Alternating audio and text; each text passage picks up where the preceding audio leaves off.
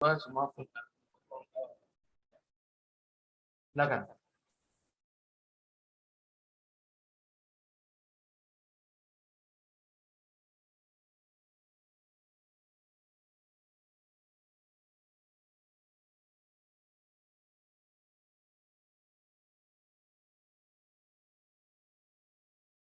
Iya, itu ada yang resen. Siapa moderatornya? Yang resen, silakan.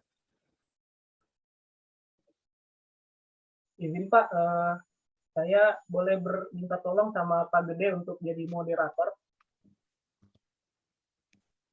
Ya, silakan anggota kelompok Anda.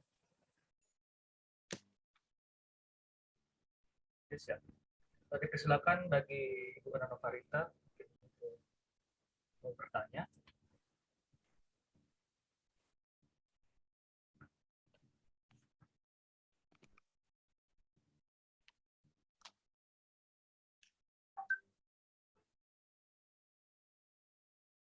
Ya, dipersilakan tadi Bu Anano Novarita. Oh, maaf Pak, jaringan tak kedengaran. Oh ya. Assalamualaikum warahmatullahi wabarakatuh. Waalaikumsalam warahmatullahi wabarakatuh. Waalaikumsalam warahmatullahi wabarakatuh. Izin menanggapi sedikit Pak dengan materi tadi, kan ada itu fishbone diagram. Nah, pada supplier itu terdapat adalah stok vaksin terbatas. Sedikit menanggapi bahwa kalau untuk sekarang itu stok vaksinnya kayaknya berlebihan, sampai beberapa dos itu di dinas banyak yang expire karena kurangnya masyarakat yang datang vaksin, Pak. Ya, terima kasih. Terima kasih atas pertanyaannya. Mungkin dari kelompok Catat itu. Ditampung dulu. Siapa lagi? Silakan. Mungkin ada lagi dari teman-teman yang lain bertanya. Nah, ini teman-teman sekalian, saya ingatkan bahwa justru hari ini kita panen nilai. Kasihan ya. Saya jujur saya tidak bisa bantu kalau kalian begini modelnya ini. Baru kelompok ini saya lihat agak kurang semangat ini. Jadi minta maaf ya Ibu Nis sebagai catatan. Kayaknya kelompok ini lain ini. Raisen yang berkomentar, silakan. Saya malah berpikir kok bisa lulus ya begini modelnya. Jadi ragu saya. Silakan, kalian milenial masa tidak bisa menanggapi. Baru satu tugas tidak bisa tampil, bagaimana?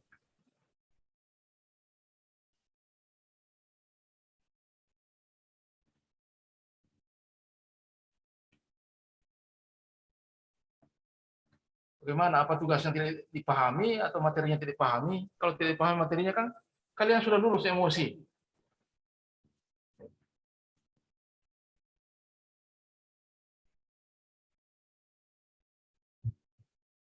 Yang mana semua kelompok satu ini?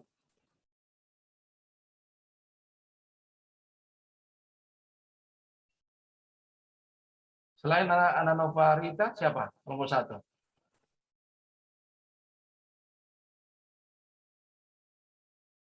Ya, itu ada Deva, Arsian itu. Dipersilakan bagi Bapak Deva untuk bertanya. Terima kasih yang diberikan kepada saya. Untuk penyelesaian masalah itu vaksin. Persilakan itu, moderator. Keadaan Resen. Pak Deva bertanya. Ya, terima kasih atas kesempatan yang diberikan kepada saya. Untuk masalah yang dipaparkan tadi, masalah vaksin itu, bagaimana kita sebagai abdi negara untuk bisa memberikan penyuluhan kepada masyarakat, karena yang terjadi di sekitar kita, Pak, banyak masyarakat yang tidak mau melakukan vaksinasi, Pak. Terima kasih. Baik, terima kasih Pak Deva. Mungkin ada lagi dari teman-teman yang lain mau bertanya, silakan.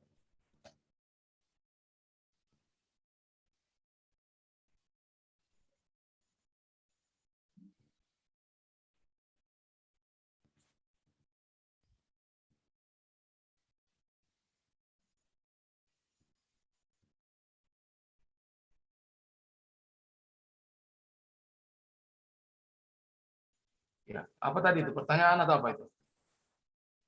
pertanyaan Pak.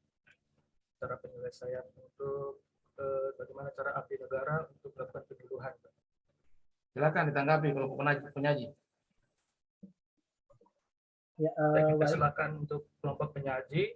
Di sini yang saya dapatkan, yang saya catat ada 2 pertanyaan dari kelompok 1, yaitu yang pertama pada diagram fishbone di suppliernya dijelaskan bahwa stok vaksin terbatas, sedangkan menurut Ibu Ana Novarita bahwa stok vaksin yang ada beredar saat ini justru malah berlebihan. Nah, kemudian pertanyaan yang kedua yaitu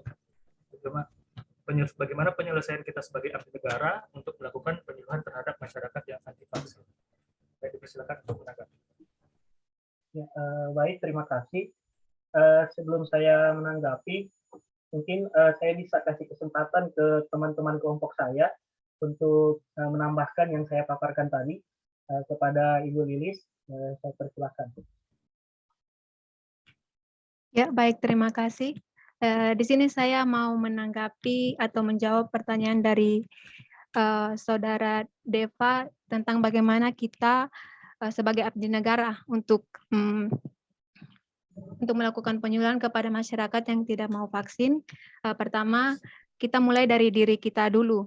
Kalau kita sehat, kita vaksin, terus kita memberikan seperti informasi yang benar tentang bahwa benar vaksin itu memang ada efek sampingnya, tapi pada saat kita terkena serangan COVID berikutnya, maka tanda dan gejala yang dimunculkan itu tidak akan berat. Terima kasih. Baik, terima kasih atas tanggapannya. Mungkin ada tanggapan lagi dari Pak Deva atau teman-teman yang lain.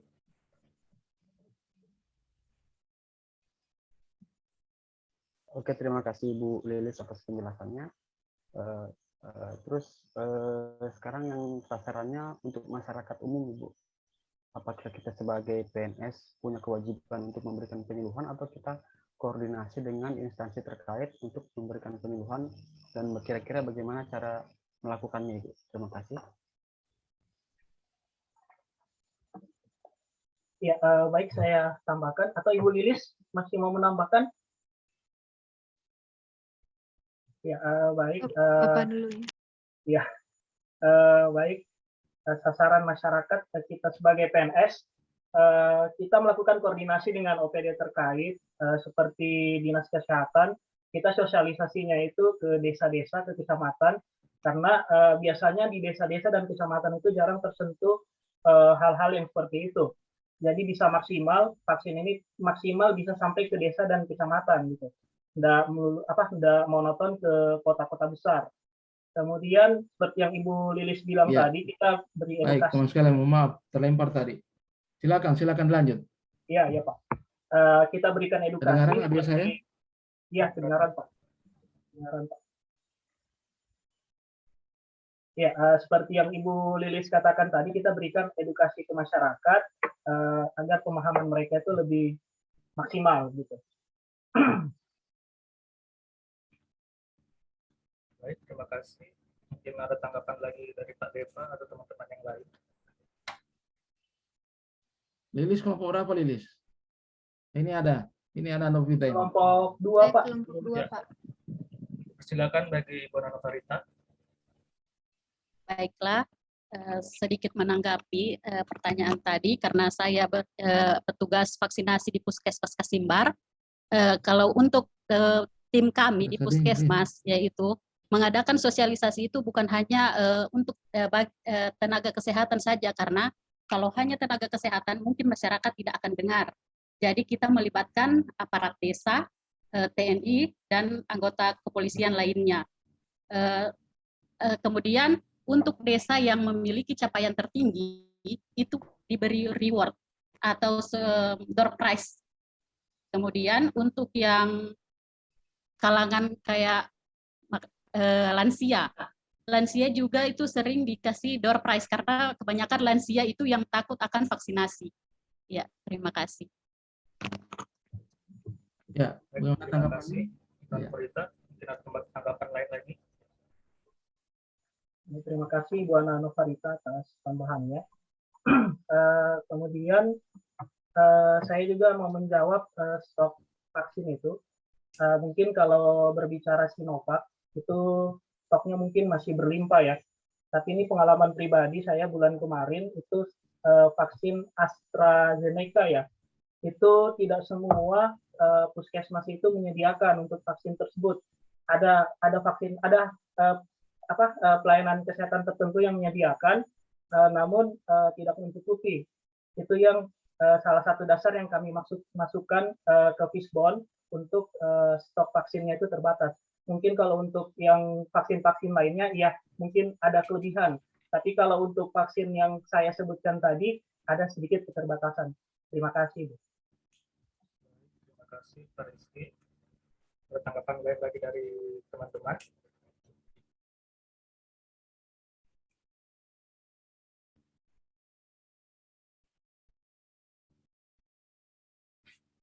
Silakan tolong anggota kelompok berperan semua, Le.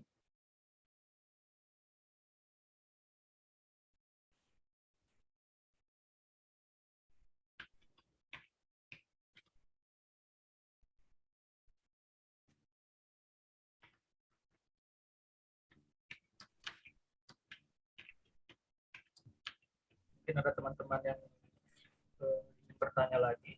Silahkan. Baik, Bapak Firdi Arianto, dipersilahkan. Ya, terima kasih atas kesempatan yang diberikan. Yang saya mau ingin tanyakan kepada kelompok 2, di sini dalam penyelesaian masalah poin yang ketiga, di situ disebutkan ada menambah tenaga vaksinator.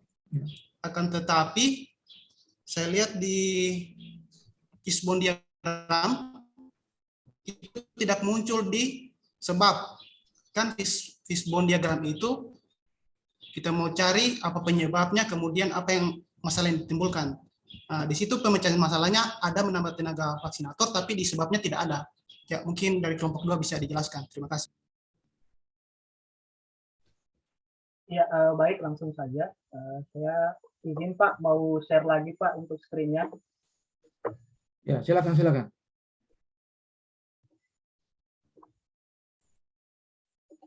Baik, di sini pada sistem antrian yang panjang dan kurang nyaman itu adalah salah satu penyebab adanya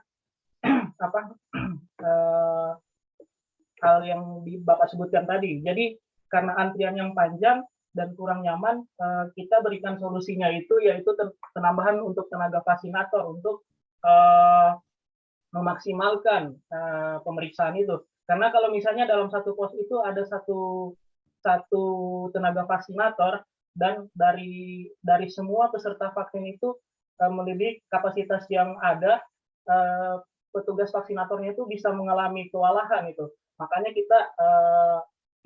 kita kasih solusi yaitu menambah tenaga vaksinator untuk mengurangi antrian panjang dan kurang nyaman itu. Baik, terima kasih. Baik, terima kasih atas penjelasannya. Mungkin dari Pak Firdi ada tanggapan lagi? Ya, siap Pak, diterima. Terima, oke. Terima kasih Pak Ferdi.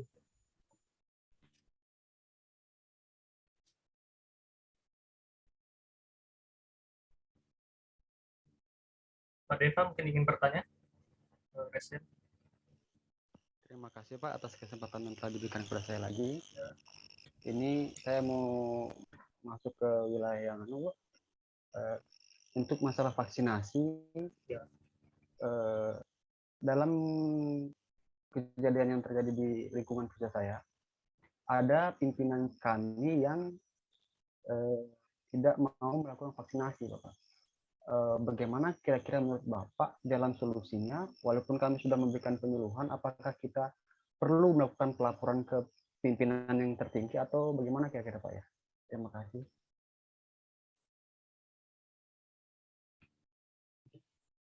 Baik, terima kasih.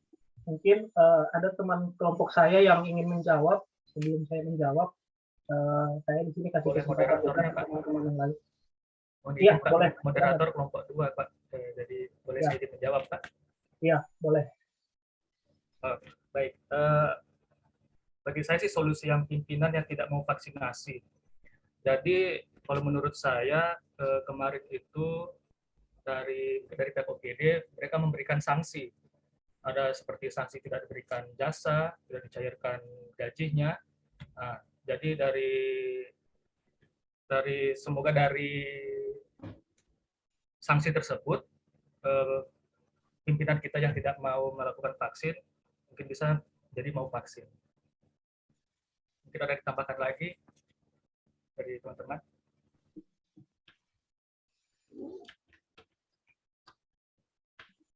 Ya, saya menambahkan Pak, izin Pak. Di lingkungan kantor Bupati sendiri untuk vaksinasi kemarin, dari lingkungan kantor Bupati yang khususnya di kantor saya, OPD saya, kemarin pada saat ada yang tidak melakukan vaksinasi itu, seperti yang Pak Gede sampaikan tadi, bahwa gaji dan TP mereka itu ditahan. Kemudian ada hal-hal yang bersifat administratif itu tidak diperkenankan untuk melanjutkan prosedur selanjutnya itu. Seperti pengurusan berkas, kenaikan pangkat, dan lain-lain. Itu ketika tidak vaksin, dari pihak BKD sendiri tidak memberikan keleluasaan untuk pengurusan administrasi tersebut. Ya, terima kasih. Baik, terima kasih. Mungkin ada tanggapan dari Pak Deva lagi. Oke Pak, berarti secara tidak langsung kita boleh melapor ke atasan yang lebih tinggi Pak ya, untuk jika seandainya tidak ada solusi, maksudnya jika yang bersangkutan tidak mau divaksinasi seperti itu Pak ya. Ya, bisa. Nah, sedikit tambahan Pak, seperti di rumah sakit saya, jadi kami semua itu didata. Jadi siapa yang tidak melakukan vaksin, dari kepegawaian mereka mendata semua dan berkonsultasi dengan petugas vaksin. Jadi didata semua data-datanya. Jika ada yang tidak mau vaksin, mungkin diberikan sanksi seperti tadi Pak Rizky bilang, mungkin ada honor yang dipotong atau gajinya yang dipotong.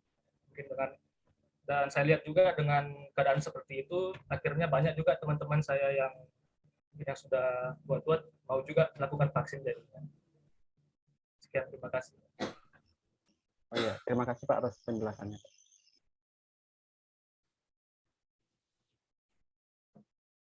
Baik, dari teman-teman yang lain mungkin ada tanggapan yang lain atau ingin bertanya, dipersilakan.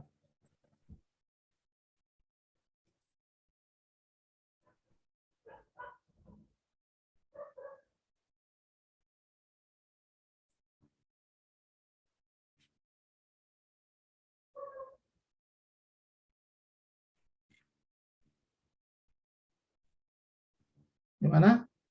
Silakan teman-teman.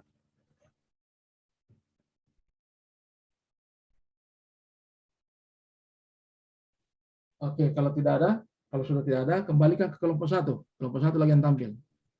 Masih saya beri kesempatan Silakan untuk kelompok satu untuk mempresentasikan tugas satu dan tugas 2-nya. Ya, beri aplaus kelompok 2. Silakan kelompok satu lagi tampil.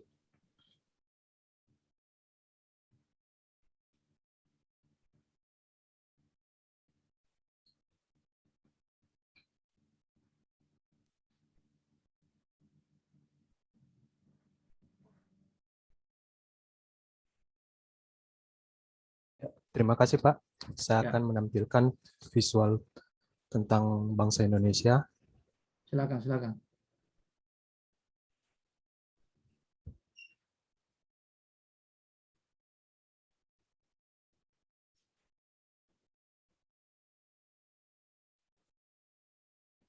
Inilah persembahan video kami, Pak.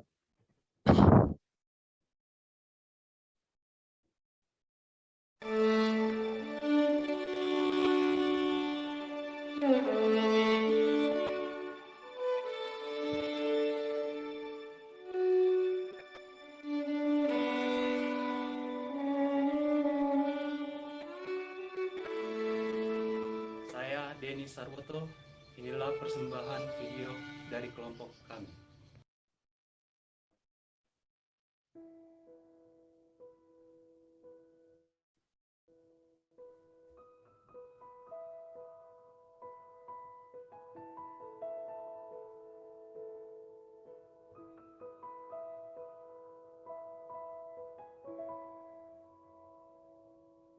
Indonesia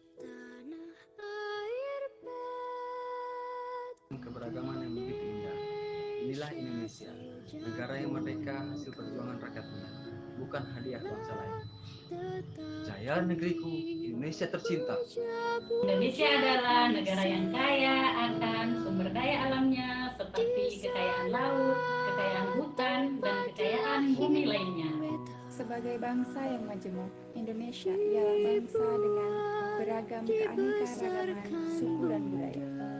Keanekaragamannya lah yang membuat Indonesia tampak elok dan indah di mata dunia. Keberagaman budaya merupakan warisan yang sepatutnya kita harus jaga. Indonesia terkenal dengan keberagaman pakaian, adat, tari-tarian, bahasa, suku bangsa, makanan tradisional khas daerah masing-masing. Perbedaan bukanlah suatu penghalang untuk saling menghargai dan menghormati. Keindahan akan tampak jika kita bersatu. Indonesia, negara kepulauan yang terbesar di dunia. Indonesia adalah negara maritim dengan lautan yang luas. Indonesia indah, Indonesia negeriku.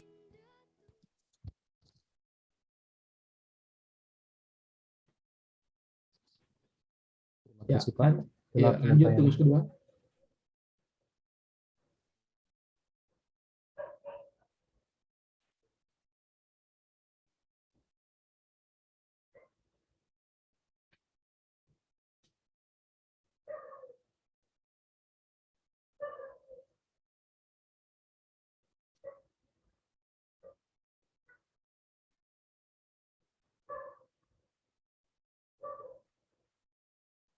Silakan lanjutkan tugas dulu ya. Oke.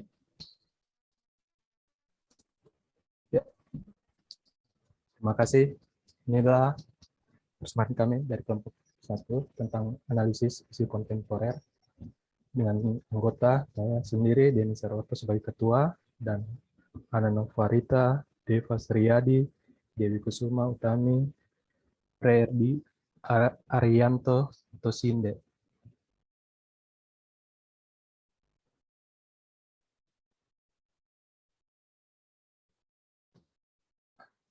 Kita mengumpulkan isu tentang yang terjadi di Kabupaten Parigi, yaitu kurang patuhnya masyarakat dalam menggunakan masker di masa pandemi, kurangnya kesadaran pegawai untuk datang tepat waktu di kantor, kurangnya pengetahuan masyarakat tentang pentingnya vaksin COVID, dan yang terakhir, menurunkan kualitas kesehatan di lingkungan. Setelah isu itu, kita mengambil identifikasi isu,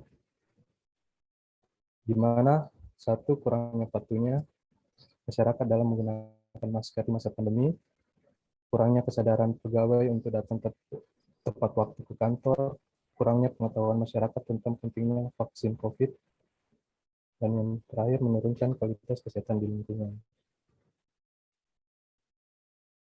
Dan kita mengambil penapisan isu di mana kita menggunakan APKL, dan yang paling tinggi yaitu kurangnya kesadaran pegawai untuk datang tepat waktu ke kantor. Dan itulah isu yang kita angkat dengan menggunakan metode USG. Prioritas isunya yaitu yang tadi, kurangnya kesadaran pegawai untuk datang tepat waktu ke kantor. Dan untuk metode Fishbone sistem itu karena absen manual selama pandemi, kebiasaan buruk kemacetan di individu, kurangnya kesadaran, pengutamaan kepentingan pribadi, baru di kebijakan belum adanya sanksi yang membuat ASN jerah. Dan untuk solusi, kami menggunakan absensi digital seperti mesin fingerprint, memberikan sanksi kepada para pegawai yang datang tidak tepat waktu untuk mengikuti apel pagi, memotong gaji pegawai jika terlambat 3 kali berturut-turut, dan memberikan penghargaan bagi pegawai. Terima kasih telah penyampaian kami dari kelompok 1. Ya, langsung dimoderatori, silakan. Baik, terima kasih atas penyampaian atau pemaparan materi yang ditampilkan oleh kelompok 1. Untuk teman-teman yang lain, dipersilakan bagi ada yang ingin menanggapi, dipersilakan untuk present. Baik, silakan Ibu Lilis. Baik, terima kasih. Di sini saya ingin menanyakan tentang tapisan isu yang digunakan, mengapa kelompok mengambil kurang kesadarannya pegawai, kurang kesadaran pegawai untuk datang tepat waktu, sementara terkait dengan isu-isu yang lain tidak memakai masker. Kalau dilihat dari dari tapisan isu kekalayakannya itu kan, arti dari kekalayakan itu isu tersebut menyangkut hajat hidup orang banyak. Sementara untuk ASN sendiri kan maksudnya tidak semua masyarakat di Parigi Motong itu adalah seorang ASN. Terima kasih. Terima kasih Ibu Lilis. Dilanjutkan dengan Pak Deva, silakan. Terima kasih. Apakah sudah boleh menjawab Pak Moderator atau mau mengumpulkan pertanyaan dulu? Terima kasih. Oh, mungkin saya kumpulkan dulu pertanyaannya. Ya, Maaf, saya lupa Pak kasih. Deva kelompok 1. Baik, Pak Rizky, silakan. Ya, baik, terima kasih. Maaf, suaranya tidak terdengar, Pak Rizky. Ya, termute. Ya, maaf, saya lupa. Oh, iya. Ya, terkait absensi tadi, saya ingin bertanya, bagaimana solusinya ketika ada teman-teman di kantor itu yang menitipkan absen kepada teman yang lainnya itu. Sikap Bapak Ibu sebagai ASN bagaimana terkait isu-isu ini, karena fenomenal titip-titip absen itu juga sedang marak-maraknya pada saat pandemik ini. Ya, terima kasih. Terima kasih dari Pak Rizky. Silakan Ibu Sri Marsita. Tanya. Ya, terima kasih atas kesempatannya. Yang ingin saya tanyakan, berdasarkan isu yang sudah diangkat tadi, bagaimana sikap dan tanggapan dari kelompok 1 jika yang lambat masuk kantor itu adalah pimpinan? Apakah kita menegur langsung atau seperti apa? Terima kasih. Baik, terima kasih Ibu Sri Marsita. Mungkin kalian pernah jawab untuk kelompok 1 untuk menjawab. Dari pertanyaan yang saya catat, dari yang pertama itu Ibu Lilis, dari tapisan isu yang diambil, mengapa yang diambil yaitu kurang kesadarannya pegawai dalam hadir. Kemudian yang kedua dari Pak Rizky, bagaimana solusi ketika ada teman-teman yang menitipkan absen. Kemudian yang ketiga dari Ibu Sri Marsita, bagaimana sikap dan tanggapan teman-teman jika yang lambat itu adalah pimpinan. Persilakan untuk teman-teman kelompok 1 mungkin ada yang menjawab.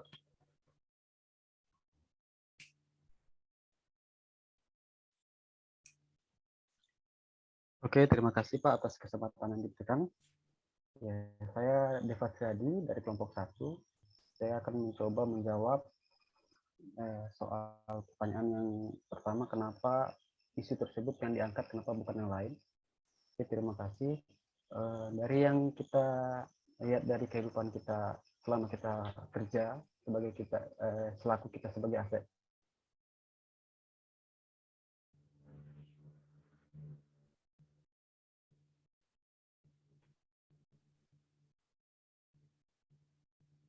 Pak.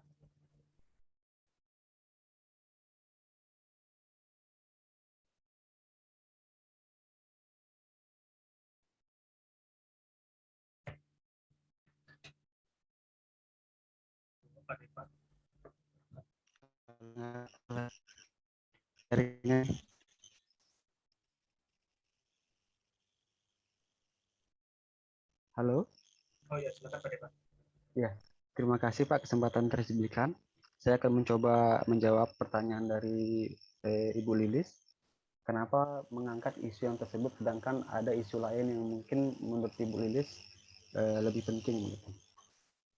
Kami sendiri dari kelompok 2 kenapa mengangkat isu ini? Karena kami menganggap isu ini penting karena memulai dari kita sebagai ASN memberikan contoh kepada masyarakat di luar sana bagaimana caranya disiplin gitu. Bagaimana kita bisa memberikan contoh yang baik kepada orang di luar sana kita sebagai abdi negara sedangkan kita sendiri masih sering-sering lambat ke kantor gitu. Mungkin dari itu yang pertanyaan pertama. Dan untuk yang soal yang kedua, solusi ketika ada yang titip-titip absen, di diagram tadi kita sudah memasukkan solusi yaitu dengan menggunakan absen finger absen gitu. Jadi kalau dengan menggunakan solusi itu kemungkinan tidak ada lagi yang bisa titip absen.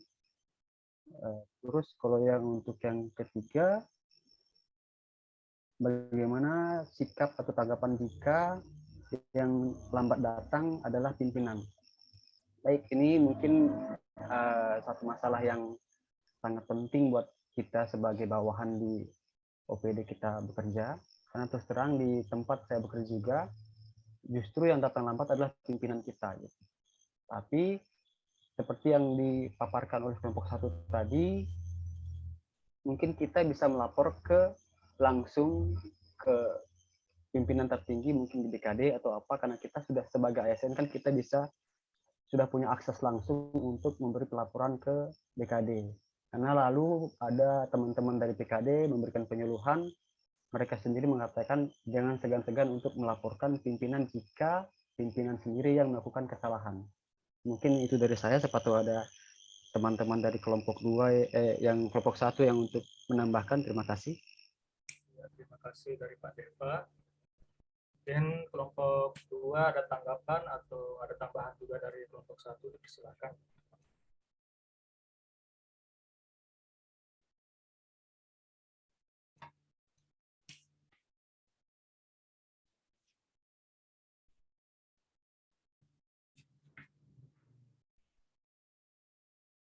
Silakan kalau masih ada.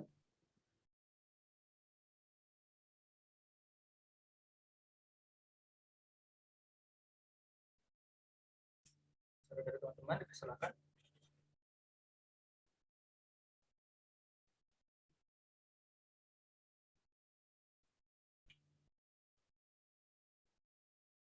Oke. Kalau sudah tidak ada, kita masuk ke individu. Berarti ada?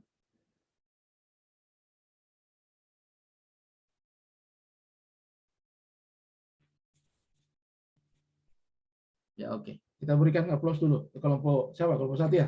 Boleh aplaus. Oke, makasih. Baik, teman-teman sekalian. Nah, selanjutnya kita masuk ke tugas individu. Ya.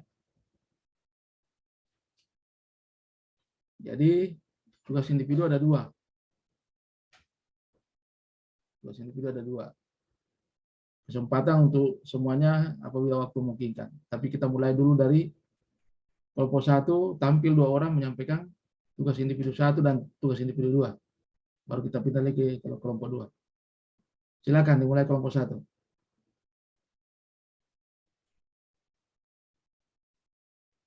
Ya, resen kalau yang ini ya, silakan.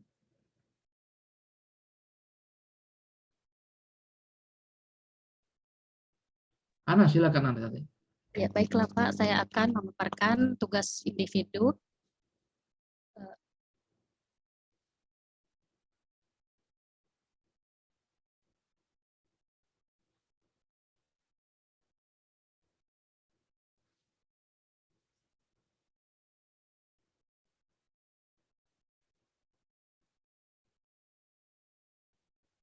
Ya, silakan Ana. Ya, Pak.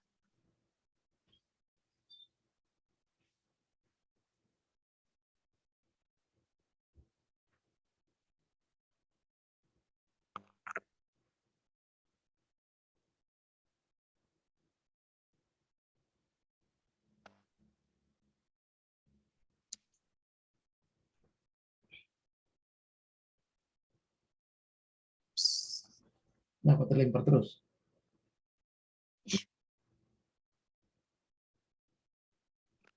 Wabarakatuh. Perkenalkan, nama saya Ana Farita. Saya peserta Latsar CPNS Kabupaten Parigi Motong, Angkatan 29, kelompok 3, nomor urut 28. Baiklah, pada kesempatan ini saya akan mereview kembali materi agenda 1. Belum kelihatan. Yaitu wawasan kebangsaan. Yang kedua, analisis isu kontemporer.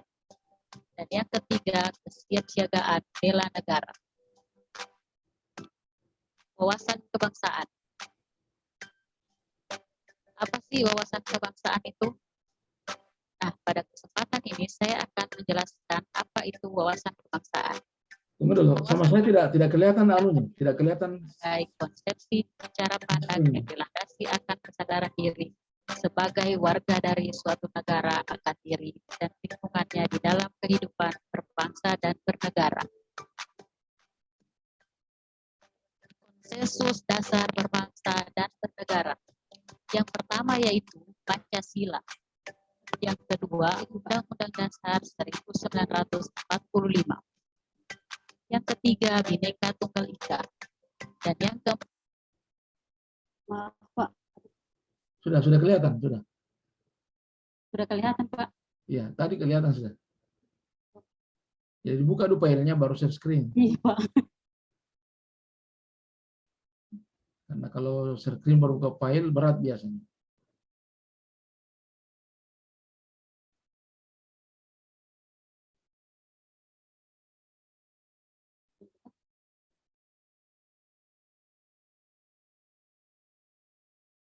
Assalamualaikum warahmatullahi wabarakatuh. Perkenalkan, nama saya Ana Farita. Saya peserta Latsar CPNS Kabupaten Parigi Motong. Ini baru.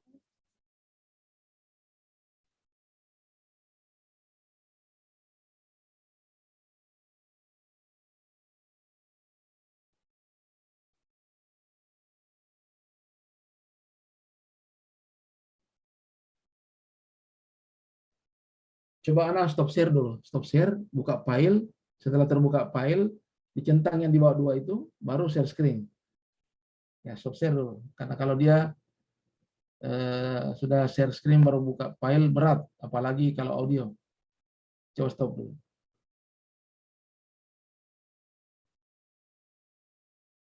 Keluar dulu. Stop share. Tapi Pak, sudah ada tampilannya Pak? Belum. Maksudnya saya stop share dulu, tutup dulu. Ya, buka filenya. Buka memang filenya, tapi jangan kasih jalan. Kalau sudah terbuka, nah, baru centang di bawah. Ada dua centang di bawah, baru share screen. Warahmatullahi wabarakatuh. Perkenalkan, nama saya Ana Farita. Saya peserta Latsar CPNS Kabupaten Parigi Motong, Angkatan 29, kelompok 3, nomor urut 28. Baiklah, pada kesempatan ini saya akan mereview kembali materi agenda 1. Yang pertama yaitu wawasan kebangsaan. Yang kedua, analisis isu kontemporer. Dan yang ketiga, kesiapsiagaan bela negara. Wawasan kebangsaan. Apa sih wawasan kebangsaan itu? Nah, pada kesempatan ini saya akan menjelaskan apa itu wawasan kebangsaan. Wawasan kebangsaan dapat diartikan sebagai konsepsi cara pandang yang dilandasi akan kesadaran diri sebagai warga dari suatu negara akan diri dan lingkungannya di dalam kehidupan berbangsa dan bernegara. Konsensus dasar berbangsa dan bernegara. Yang pertama yaitu Pancasila. Yang kedua, Undang-Undang Dasar 1945.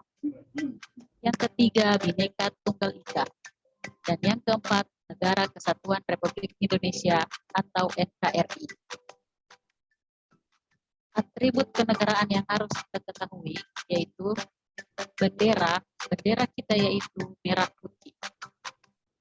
Bahasa kita yaitu bahasa Indonesia. Dan lambang negara kita adalah Pancasila. Dan lagu kebangsaan kita adalah lagu Indonesia Raya. Analisis isu kontemporer. Isu kontemporer adalah suatu pokok persoalan yang terjadi pada masa sekarang atau yang menjadi trending topik pada saat ini. Jadi, solusi penyelesaiannya harus sesuai dengan masa sekarang, yaitu masa modern. Isu-isu strategis kontemporer diantaranya yaitu korupsi, narkoba, terorisme dan radikalisme, money laundering, proxy war, dan kejahatan mass communication. Isu-isu kritikal secara umum terbagi ke dalam 3 kelompok, yaitu yang pertama isu saat ini, yang kedua isu yang berkembang, dan yang ketiga isu potensial. Kesiapsiagaan bela negara. Bela negara adalah tekad sikap dan perilaku serta tindakan warga negara, baik secara perorangan maupun kolektif dalam menjaga kedaulatan negara. Nilai dasar bela negara terdapat 5 poin. Yang pertama yaitu cinta tanah air, sadar berbangsa dan bernegara, setia pada Pancasila sebagai ideologi negara, rela berkorban untuk bangsa dan negara, dan yang terakhir kemampuan awal bela negara. Demikian review materi agenda 1 yang dapat saya sampaikan. Terima kasih. Oke, baik, makasih Ana Nuparita. Ya, silakan di stop share. Teman-teman sudah lihat semua, sebentar selesai 2 kelompok, dua individu kalau ada mau tanggapi. Silakan tugas kedua, masih dari kelompok yang sama, kelompok 1. Tugas individu kedua, siapa tadi Andresnya? Nah, siapa Depa? Iya Pak, mohon izin Pak. Ya, silakan.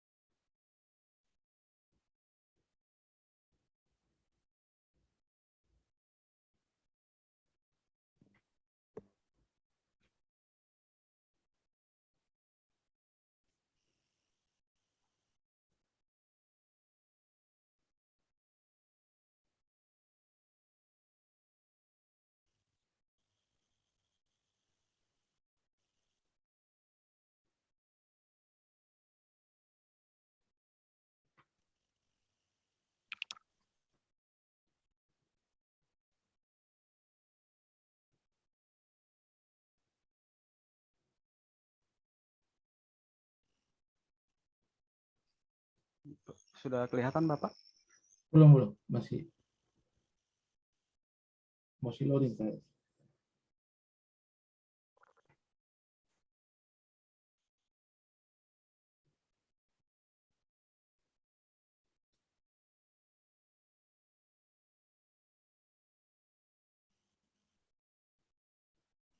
Apa dia nih, YouTube atau apa? PDF Pak.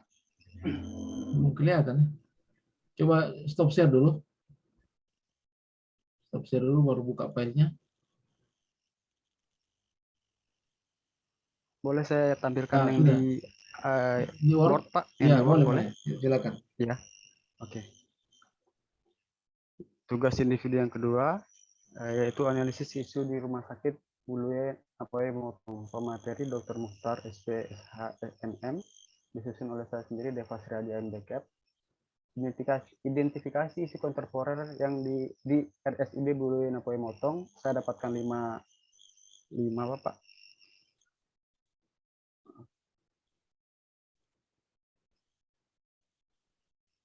Halo? Silakan. Dengar, silakan. Yang pertama kurangnya edukasi cuci tangan 6 langkah pada pasien di ruangan IGD RSUD Bulue Apoy Motong. Yang kedua kurangnya tingkat kedisiplinan keluarga pasien dalam penggunaan APD masker di ruang UGD RSUD Buluyan Pemotong. Yang ketiga, ketidakpatuhan keluarga pasien dalam penerapan larangan merokok di lingkungan RSUD Buluyan Pemotong. Yang keempat, kurangnya ketersediaan alat pelindung diri untuk pegawai di RSUD Buluyan Pemotong. Dan yang kelima, kurangnya kesadaran keluarga pasien dalam mentaati aturan jam besuk pasien di RSUD Buluyan Pemotong. Validasi kualitas isu dari kelima isu tersebut ada menggunakan isu APKL. Dari kelima isu tersebut saya mendapatkan 2 yang masuk memenuhi syarat, yaitu kurangnya edukasi cuci tangan 6 langkah pada keluarga pasien. Yang kedua, kurangnya tingkat kedisiplinan keluarga pasien dalam menggunakan APD masker. Yang ketiga, ketidakpatuhan keluarga pasien dalam penerapan larangan merokok di lingkungan RSUD Buluyan Pemotong. Dari ketiga isu tersebut, saya saran lagi menggunakan metode USG. Dari metode USG, saya dapatkan yang paling prioritas, yaitu ketidakpatuhan keluarga pasien dalam penerapan larangan rokok di lingkungan RSUD Buluyan Pemotong. Ini pohon masalahnya, Bapak. Jadi ketidakpatuhan keluarga pasien dalam penerapan larangan merokok di lingkungan RSUD Buluyan Pemotong akibatnya meningkatnya proses penyebaran infeksi nosokomial di rumah sakit Buluyan Pemotong. Sebabnya tidak ada papan larangan merokok, kurangnya pemahaman keluarga pasien tentang bahaya rokok. Ketiga, kurangnya motivasi pegawai untuk mengedukasi keluarga pasien. Dari tabel tersebut, saya membuat gagasan.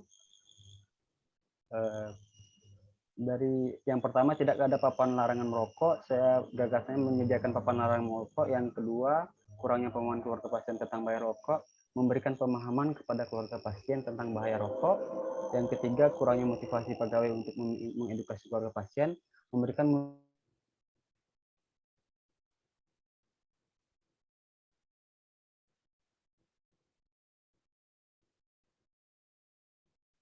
Lanjut. Signal lagi.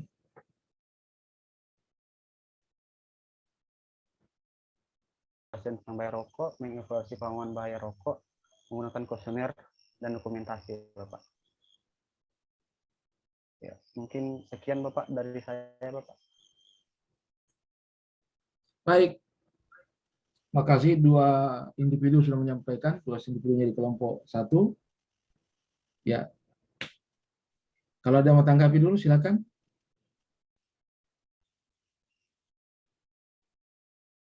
Jadi penanggapannya ini 180 derajat, maksudnya selain diri sendiri, yang lain semuanya bisa menanggapi. Nah, ada itu Gede, silakan. Siapa yang mau ditanggapi Gede? Terima kasih Pak atas kesempatannya. Saya ingin bertanya dari Pak Deva. Ya, saya lihat tadi metode APKL-nya itu kan centang-centang, kenapa tidak diisi nilai rentang 1 sampai 5? Terima kasih. Silakan, dijawab langsung siapa yang dituju. Ya, terima kasih Bapak atas pertanyaan kepada saya.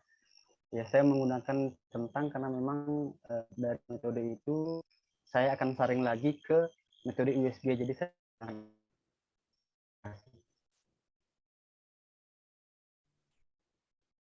Bagaimana? Penanya?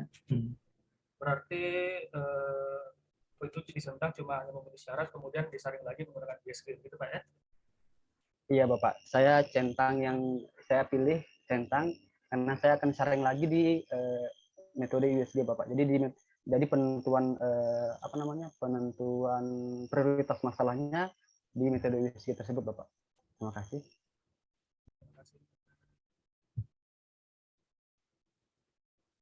Oke, satu lagi, ada yang menanggapi yang satu? Ana?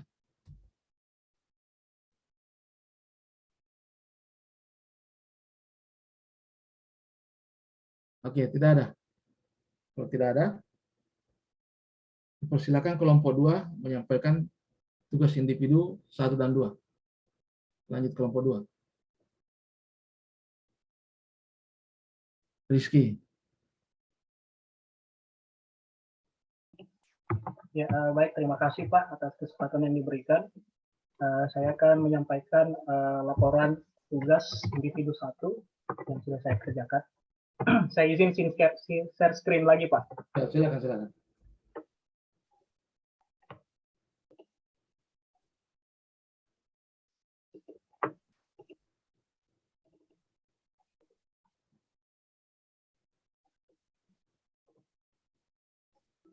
Assalamualaikum warahmatullahi wabarakatuh.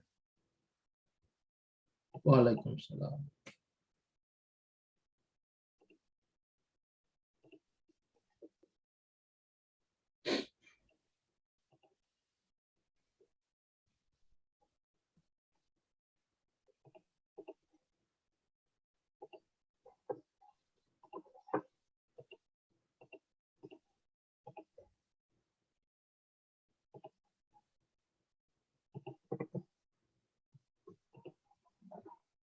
Assalamualaikum warahmatullahi wabarakatuh dan salam sejahtera. Perkenalkan, nama saya Muhammad Rizky, peserta Latsar Angkatan 29 Kelompok 5. Saat ini saya akan merangkum apa saja yang dipelajari di hari pertama dalam agenda. Di hari pertama ini kami menerima materi melalui Zoom oleh Bapak Dr. Mukhtar SPPS AMM. Kami juga dibekali dengan sikap perilaku bela negara. Nah, jadi apa saja sikap perilaku bela negara itu? Yang pertama adalah wawasan kebangsaan dan nilai bela negara. Yang kedua adalah analisis isu kontemporer. Dan yang ketiga, kesiapsiagaan bela negara. Nah, apa saja wawasan kebangsaan itu? Wawasan kebangsaan itu konsepsi cara pandang yang dilandasi akan kesadaran diri sebagai warga suatu negara akan diri dan lingkungannya di dalam kehidupan berbangsa dan bernegara. Jadi ada 4 konsensus dasar bangsa dan negara. Ada Pancasila, Bhinneka Tunggal Ika, UUD 1945, dan Negara Kesatuan Republik Indonesia. Nah, ada analisis isu kontemporer. Pengertiannya, isu kontemporer adalah suatu pokok persoalan yang sedang marak terjadi saat ini, sehingga solusinya harus mengikuti kondisi dan situasi saat ini. Jadi contoh-contoh isu kontemporer itu adalah yang pertama korupsi, money laundering, narkoba, proxy war, cyber, terorisme, dan bahkan radikalisme. Kemudian ada kesiapsiagaan bela negara. Jadi kesiapsiagaan bela negara itu adalah suatu keadaan siap siaga yang dimiliki oleh seseorang, baik secara fisik, mental, maupun sosial dalam menghadapi situasi kerja yang beragam, yang dilakukan berdasarkan perubahan sikap dan tekad secara ikhlas dan sadar, disertai kerelaan berkorban sepenuh jiwa raga yang dilandasi oleh kecintaan terhadap NKRI berdasarkan Pancasila dan UUD NRI 1945 untuk menjaga, merawat, dan menjamin kelangsungan hidup kebangsaan bernegara. Ada beberapa poin penting yang saya catat di sini pada agenda satu Latsar. Poin penting itu adalah fungsi kita sebagai ASN, pembuat dan pelaksana kebijakan publik, pelayan publik, berkat dan pemersatu bangsa. Sebagai ASN pun kita diwajibkan yang pertama adalah memahami dan meningkatkan wawasan kebangsaan dalam kehidupan berbangsa dan bernegara. Yang kedua, memahami dan menganalisis isu-isu kontemporer yang beredar di masyarakat. Dan yang ketiga adalah melakukan praktik yang mencerminkan kesiapsiagaan fisik dan mental dalam kegiatan bela negara. Baik, cukup sekian dan terima kasih. Assalamualaikum warahmatullahi wabarakatuh. Oke, tugas 1 sudah disampaikan. Ya, baik Pak. Terima kasih Pak. Sekian Pak.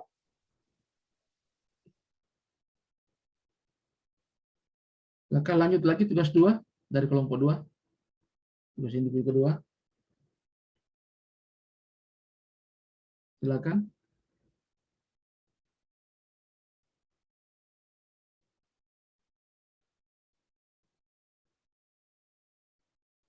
Siapa lagi? Lilis kelompok berapa Lilis? Saya kelompok 2, Pak. Ya, silakan Lilis. Tapi di sini saya mohon maaf, saya pakai Microsoft Word soalnya saya Tidak apa-apa, kumpulnya tidak ya apa-apa. dengan rekaman. Ya, tidak apa-apa.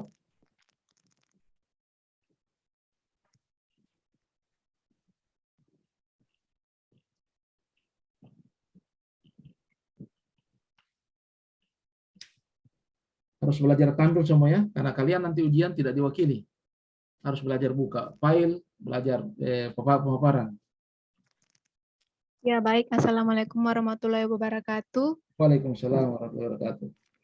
Ini saya akan memaparkan tentang analisa isu pada instansi tempat saya bekerja, yaitu Rumah Sakit Umum Daerah Pratama Motong, dengan tutor oleh Bapak Mukhtar SPSH MM. Ya, baik. Berikut ada 5 isu yang saya dapatkan di instansi saya bekerja. Yang pertama yaitu ketidakpatuhan protokol kesehatan, memakai masker dan mencuci tangan pada keluarga atau pengunjung pasien di ruangan isolasi TB paru.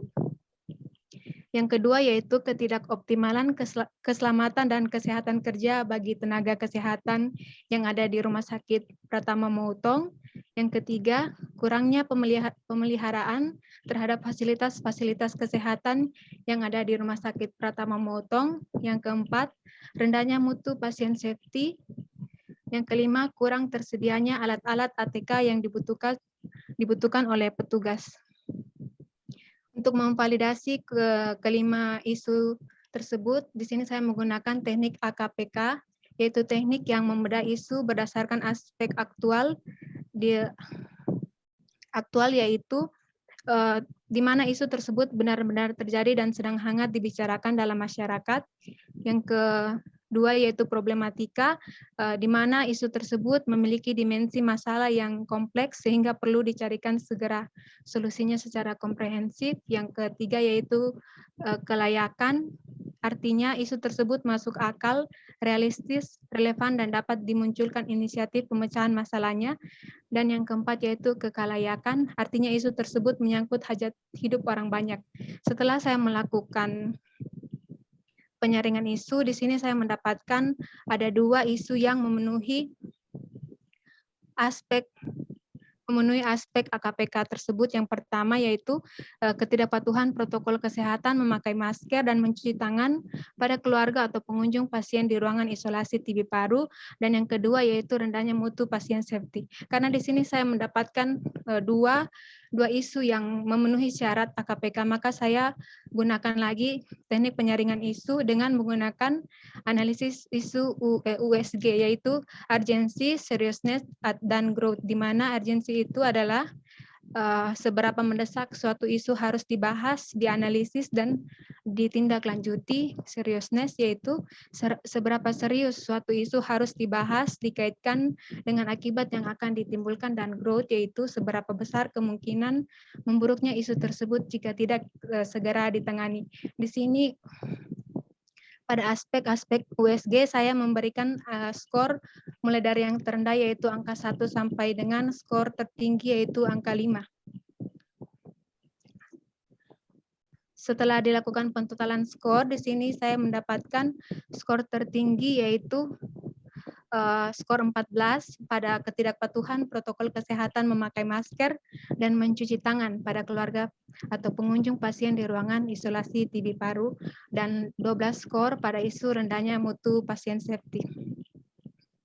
Setelahnya saya di sini mencari dampak yang ditimbulkan jika yang menjadi isu prioritas saya tidak segera ditangani, yaitu atau tidak segera diselesaikan, yaitu akan terjadinya peningkatan jumlah kasus TB paru di lingkungan masyarakat yang lebih luas. Setelah mengetahui dampak yang ditimbulkan, maka di sini saya juga perlu mengetahui apa saja penyebab-penyebab terjadinya isu utama dan serta gagasan-gagasan ide penyelesaian isu tersebut. Yang pertama yaitu kurang pengetahuan keluarga atau pengunjung terhadap risiko penularan dan pencegahan penyakit TBC. Gagasan idenya yaitu dengan melakukan sosialisasi tentang bahaya penularan penyakit TB dan cara pencegahannya. Yang kedua yaitu tidak tersedianya masker dan hand wrap di ruangan isolasi TB paru. Gagasannya yaitu dengan menyediakan masker dan hand wrap di pintu masuk ruang TBC. Dan yang ketiga, kurangnya motivasi nakes untuk mengedukasi keluarga atau pengunjung. Di sini gagasan idenya yaitu dengan meningkatkan dan atau mengingatkan kembali kepada teman-teman nakes untuk mengedukasi keluarga pengunjung. Ya, sekian Pak, terima kasih. Oke, baik, terima kasih. Jadi sudah ada 2 penyaji di kelompok 2. Silakan, ada yang menanggapi?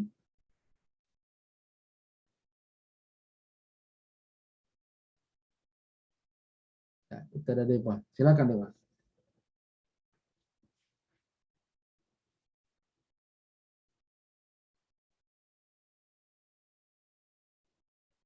Silakan. Belum keluar audionya Dewa. Maaf Bapak, Ya. terima kasih Ya, atas silakan. kesempatan telah diberikan kepada saya. Tadi di pemaparan materi oleh Ibu Lilis, di situ disebutkan gagasannya yaitu menyediakan masker buat pengunjung. Yang jadi pertanyaan saya di sini, kita sebagai nakes, kita sediakan masker kepada pengunjung itu gratis atau berbayar? Terima kasih sebelumnya. Ya. Langsung dijawab. Siapa tadi, Lilis? Ya, baik, terima kasih terkait menyediakan masker bagi pengunjung. Kan kita ada beberapa pengunjung yang mungkin lupa dengan maskernya, jadi di situ kita bisa menyediakan masker dari Ampra Masker di apotik. Ataupun kalau memang kita punya rezeki berlebih, kita bisa menyediakan sendiri bagi keluarga, kan maksudnya tidak semua orang lupa dengan maskernya kan, mungkin ada hanya 1 atau 2 orang, kita sumbanglah untuk mereka daripada tertular. Terima kasih. Iya, luar biasa. Terima kasih buat penjelasannya. Ya, saya setuju tuh. Saya sendiri pernah berapa kali dikasih masker petugas polisi dengan di rumah sakit karena saya termasuk orang yang sering lupa. Padahal setelah saya korek di kantong belakang ternyata tali lipat masker ada itu. Oke, betul itu. Masih ada lagi?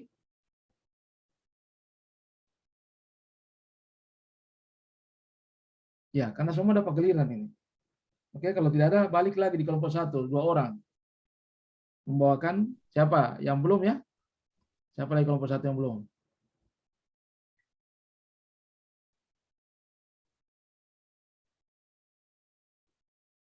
Siapa mau tampil? Deva? Resinya nih yang tadi Bertanya lagi, Pak. Ya? Boleh bertanya lagi, Bapak? Silakan. Iya. Terima kasih Bapak kesempatannya, karena kami pegawai di rumah sakit mungkin banyak masalah mungkin Bapak ya yang sering terjadi di lapangan, karena kami sebagai nakes bisa dibilang kami adalah ujung tombak dari pelayanan kesehatan di rumah sakit. Halo? Halo, silakan. Ya. Kedengaran? Kedengaran? Nah. Siapa yang macet ini? Saya punya audio kedengaran? Kedengaran Pak. Nah, silakan. Halo? Ya. Oke Bapak, terima kasih Bapak. Maaf mungkin banyak bertanya nih Bapak. Karena terang kami sebagai nakes di rumah sakit, bisa dibilang kami sebagai ujung tombak dalam pelayanan kesehatan. Seperti yang dipaparkan oleh Ibu Lilis tadi, ada banyak yang mesti kita siapkan di rumah sakit, karena ada juga keluarga pasien yang agak bandel mungkin bisa dibilang Ibu. Kira-kira apa yang mesti kita lakukan terhadap keluarga pasien? Karena yang sering terjadi di lapangan, ada keluarga pasien yang setelah kita memberikan pemahaman, mereka justru kayak bagaimana ya, bisa dibilang pandang enteng begitu. Ada bahkan nakes yang jadi sasaran pukul oleh keluarga pasien. Ada juga nakes yang mau disakiti oleh pasien. Kira-kira bagaimana tanggapan Ibu tentang hal itu, Ibu? Ya. Silakan dijawab. Baik, terima kasih. Kan di rumah sakit bukan hanya tenaga kesehatan saja yang bertugas. Ada berbagai macam profesi, salah satunya yaitu security. Jadi memang benar kalau di rumah sakitnya kita itu apa, keluarga pasien kadang bertindak semaunya. Jadi ada baiknya kalau misalnya seperti ada gelagat keluarga pasien yang ingin apa mencelakai kita, sebaiknya kita memanggil security yang ada di tempat atau teman-teman dinas yang berjenis kelamin laki-laki lah. Dan setelah itu kita melapor ke bagian mutu pelayanan. Terima kasih. Ya. Masih ada?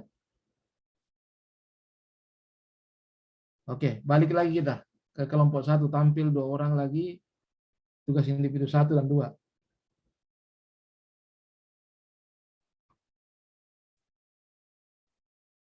Ada tugas individu 3? Ya, kembali ke kelompok 1 dulu, tugas individu 3.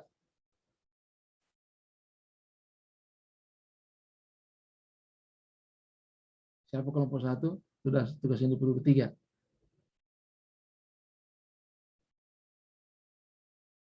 Ya. Yang tampil, silakan Anda. Ana, silakan Ana.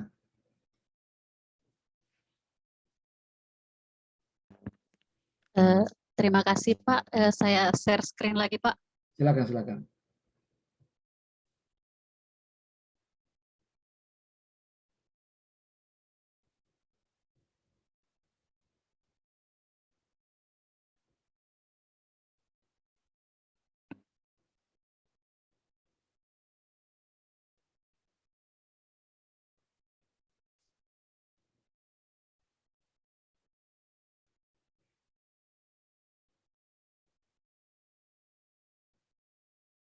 Assalamualaikum warahmatullahi wabarakatuh. Waalaikumsalam warahmatullahi wabarakatuh. Silakan. Baiklah, saya akan memaparkan tugas Mandiri 3 yaitu aksi bela negara saya di Puskesmas Kasimbar. Yang pertama yaitu nilai bela negara cinta tanah air, indikator. Belum muncul. Anda dulu. Kayak tadi, Ana. Stop share dulu, buka file baru buka share. Karena tidak muncul itu. Ya. Buka memang filenya. Ya, untuk teman-teman semuanya itu dahulu kan buka file baru share ya. Izin Pak, sudah ada Pak? Masih proses. Ya, sudah. Silakan. Ya. Baiklah, aksi bela negara saya di Puskesmas Kasimbar. Yang pertama yaitu cinta tanah air, indikatornya mencintai dan menjaga lingkungan hidup. Aksi saya yaitu membuang sampah pada tempatnya. Ya, sudah ada dokumentasi di situ. Kemudian yang kedua yaitu indikatornya menghargai dan menggunakan karya anak bangsa. Saya memakai baju batik di setiap hari Kamis dan Sabtu. Kemudian yang kedua yaitu untuk aksinya membantu perkembangan usaha lokal seperti makan di warung usaha kecil menengah. Ya, saya makan di kantin dekat Puskesmas. Kemudian yang kedua yaitu kesadaran berbangsa dan bernegara. Indikatornya yaitu menghargai dan menghormati keanekaragaman suku, agama, ras, dan antar golongan. Yaitu aksinya menjaga toleransi dengan teman sejawat yang beragama lain. Kemudian indikator yang kedua, disiplin dan tanggung jawab terhadap tugas yang dibebankan, yaitu sebagai bidan, datang dinas tepat waktu, kalau dinas pagi 7:30, kalau dinas sore 7:30, dan kalau dinas malam 8:30. Kemudian indikator yang ketiga yaitu menjalankan hak dan kewajiban sesuai peraturan perundang-undangan yang berlaku. Aksi saya yaitu melakukan vaksinasi COVID di setiap desa. Kemudian yang ketiga yaitu setia kepada Pancasila, indikatornya menjalankan kewajiban agama dan kepercayaan secara baik dan benar, yaitu melakukan sholat 5 waktu serta menjauhi segala larangannya. Kemudian indikator yang kedua yaitu memahami dan mengamalkan nilai-nilai Pancasila. Pada sila kedua sebagai bidan atau pelayan masyarakat diperlukan sikap adil dan memperlakukan setiap pasien dan tidak membeda-bedakan pasien. Kemudian indikator yang ketiga menerapkan prinsip dan nilai-nilai musyawarah mufakat, yaitu aksinya melakukan rapat evaluasi capaian vaksin di setiap bulan. Kemudian indikator keempat, saling membantu dan tolong-menolong antar sesama sesuai nilai-nilai luhur Pancasila, yaitu membantu teman sejawat dalam mengerjakan laporan bulanan puskesmas.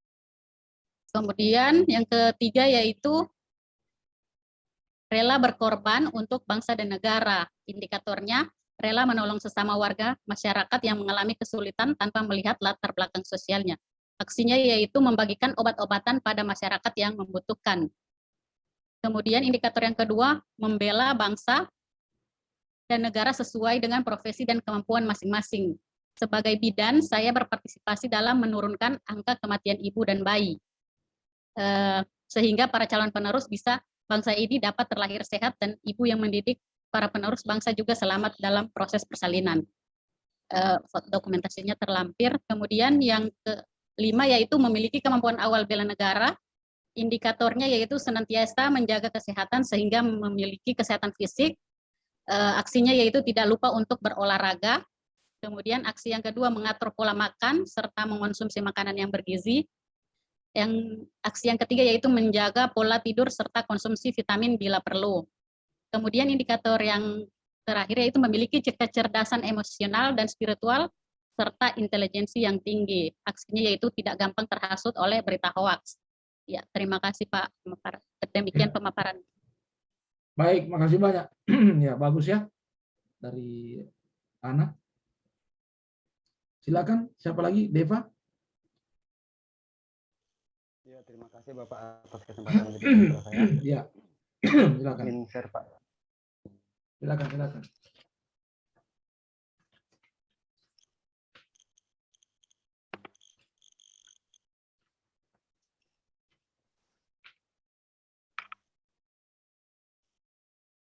Ya, rencana aksi bela negara peserta pelatihan dasar CPNS tahun 2022, angkatan 29, kelompok 3, nama saya Deva Sriadi, instansi Rumah Sakit Umum Daerah Bulu Enope Motong, ya, mentor Pak Misbah AMDK, jabatan mentor Kepala Seksi Pelayanan. Baik, yang pertama nilai bela negara, yang pertama yaitu cinta tanah air. Kedengaran suara saya Bapak? Ya, sudah kedengaran. Iya. Silakan. Yang pertama cinta tanah air, indikator sikap perilaku menggunakan produk dalam negeri. Aksinya membeli dan menggunakan masker produk UMKM, itu ada terlampir buktinya Bapak. Kemudian yang kedua kesadaran berbangsa dan bernegara, indikator sikap dan perilakunya, disiplin dan bertanggung jawab terhadap tugas yang diberikan. Aksinya memberikan pelayanan vaksinasi sesuai SOP yang berlaku di Rumah Sakit Umum Daerah Bulu Enope Motong, terlampir buktinya. Yang ketiga, yang indikator yang kedua, menghargai dan menghormati keanekaragaman suku, agama, ras, dan antar golongan, yaitu aksinya memakai pakaian batik bomba asli Donggala, Bapak, terlampir fotonya Bapak. Yang ketiga, indikator yang ketiga, menjalankan hak dan kewajiban sesuai dengan peraturan perundang-undangan. Aksinya menggunakan helm dan masker serta mentaati peraturan lalu lintas. Terlampir bukti fotonya Bapak. Yang ketiga, setia kepada Pancasila. Indikatornya menjalankan kewajiban agama dan kepercayaan secara baik dan benar, mengikuti kegiatan persembahyangan. Indikator kedua, mengamalkan Pancasila dan dalam kehidupan, bergotong royong melaksanakan kerja bakti. Maaf Bapak, ini tidak ada terlampir fotonya Bapak. Ya, belum. Nanti lengkapi nanti ya. Iya, siap Bapak. Yang keempat, rela berkorban untuk bangsa dan negara. Indikatornya rela berkorban untuk kepentingan bangsa dan negara tanpa pamrih. Aksinya melaksanakan operasi situ di hari libur Bapak. Terlampir buktinya. Indikator kedua, siap membela bangsa dan negara dari berbagai ancaman hoaks. Aksinya mencegah hoaks Bapak. Tidak terlampir fotonya Bapak. Ya. Yang kelima, memiliki kemampuan awal bela negara. Indikator pertama, gemar berolahraga, itu jogging, aksinya jogging pada pagi hari. Yang indikator kedua, senantiasa menjaga kesehatan, aksinya memakan sayur dan buah-buahan. Terima kasih Bapak. Makasih. Tadi Deva dari kelompok berapa? Kelompok 1, Bapak. Oh, sama-sama, dua kelompok 1 ya. Kalau Ana tadi kelompok. Halo. Halo. Kelompok 1 juga, Pak. Oke. Ya, baik, makasih banyak. Halo. Iya. Kedengaran. Jelek jaringan saya, Bapak. Oh iya, enggak apa-apa, sudah tampil. Nah, silakan dari kelompok 2 lagi tampil. Baru kita Kelompok 1, diskusi. Bapak. Ya, sudah tadi kan kelompok 1. Iya, Bapak. Ya, sekarang kelompok 2 lagi. Siapa yang kelompok 2 tampil? Tugas 3.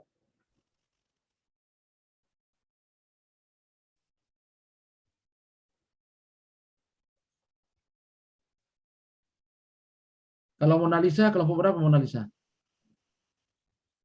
Kelompok 2, Pak. Nah, silakan Mona Lisa. Oh, ini yang merit kemarin ya? Maaf, Pak, belum saya bikin. Oh, aduh. Tapi sudah ada fotonya. Masih saya mau ketik. Oh, aduh. Siapa lagi? Kalau siapa ini? Dewi tidak ada orangnya nih, cuma fotonya. Halo Dewi. Dewi Kusuma Utami. Kelompok 1, Pak. Kelompok 1. Iya. Lilis kelompok 2. Ya sudah tadi Lilis.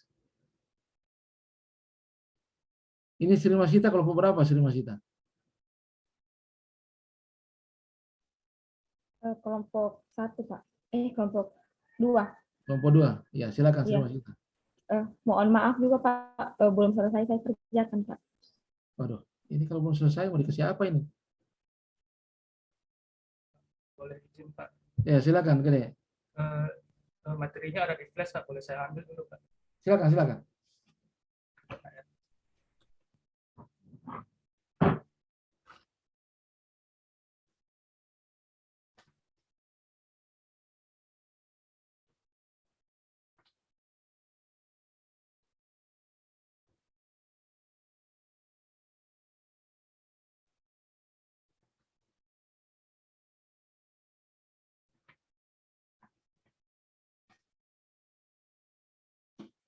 Tolong semuanya sebentar malam berakhir itu harus masuk semua tugasnya. Ya, saya tidak bisa membantu kalian kalau ini karena saya terusan saya orangnya objektif. Siapapun kalau tidak lengkap ya terpaksa saya kasih nilai rendah. Dan tadi ya terus terang sudah ada catatan ya. Bagi yang saya suruh saya tidak bisa tampil itu sudah punya nilai. Nah, yang sudah nilai, yang sudah tampil dengan baik ya nilainya sudah ada. Nah, kita harus terapkan integritas ya. Jujur, tidak ada sekarang istilah sogok-sogok, tidak ada istilah kirim-kirim apa-apa, tidak ada. Teman-teman sekalian, perlu kami informasikan, kami sudah menerapkan afirmasi bangga melayani bangsa. Jadi kami tulus tanpa apa-apa. Ya. Dilarang memberikan sesuatu, itu gratifikasi. Tidak boleh memberikan sesuatu karena ada hubungannya ya. Jadi silakan sesuai dengan tugas. Ya silakan. Jadi Fajar ya. Kelompok berapa? Kelompok 2? Kelompok 2, Pak. Ya. Silakan. Sudah muncul, Pak. Sudah. Terima kasih atas kesempatannya. Sini saya akan jelaskan rencana aksi bela negara yang telah saya buat dari Angkatan 29 bernama Studi Fajar Gunawan. Aksinya nomor 19, instansinya itu RSUD Anuntaloko Parigi, nama mentor Pak Anwar Esket, dan jabatan mentor itu Kepala Bidang Keperawatan. Pada nilai-nilai bela negara pertama yaitu cinta tanah air, indikatornya yaitu menjaga tanah dan pekarangan seluruh wilayah ruang di Indonesia. Aksinya itu menjaga lingkungan dengan membangun kerja bakti, kemudian membersihkan lingkungan sekitar, membuang sampah pada tempatnya, menegur bila ada teman atau yang orang lain membuang sampah tidak pada tempatnya. Itu sudah terlampir, tapi mohon maaf Pak, tanda tangan mentornya belum saya isi Pak.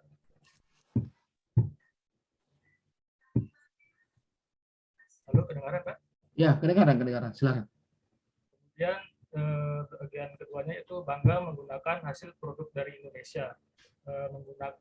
Indikatornya itu aksi saya yaitu menggunakan baju batik Parimo dan Khatulistiwa pada setiap hari Kamis, kemudian melakukan menggunakan meja, lemari atau kursi buatan dalam negeri. Kemudian di nilai yang ketiga yaitu kesadaran berbangsa dan bernegara dengan indikator berpikir, bersikap dan berbuat terbaik bagi bangsa dan negara. Aksi saya yaitu datang dan pulang kerja tepat waktu, memberikan pelayanan keperawatan pada pasien secara adil, kemudian melaksanakan perintah dari kepala ruangan, kemudian menyelesaikan tugas dengan baik. Dan ada buktinya di samping. Kemudian indikator kedua yaitu berpartisipasi aktif dalam organisasi kemasyarakatan dan profesi. Aksi saya itu mengikuti rapat muda-mudi di desa, kemudian mengikuti rapat anggota PPNI, dan juga mengikuti rapat internal ruangan.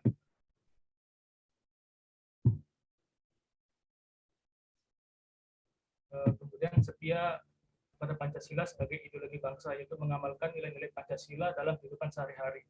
Yang pertama yaitu rajin ibadah, tapi mohon maaf Pak, salah isi bukti Pak, nanti saya perbaiki Pak. Ya, nanti bisa diperbaiki ya. Kemudian kedua itu menjadikan Pancasila sebagai pemersatu bangsa, yaitu saya lakukan aksi itu berteman kepada siapa saja tanpa memandang ras, suku, dan agama. Kemudian menghargai teman yang sedang berpuasa, saling menghargai dan saat berpendapat dengan teman, kemudian menolong teman saat sedang kesusahan. Kemudian yang keempat, rela berkorban untuk bangsa dan negara. Indikatornya bersedia mengorbankan waktu, tenaga, dan pikirannya untuk kemajuan bangsa dan negara. Aksi saya itu memasukkan dinas atau mengganti teman saat dinas sakit atau saat sedang berhalangan, saya menggantikan teman tersebut.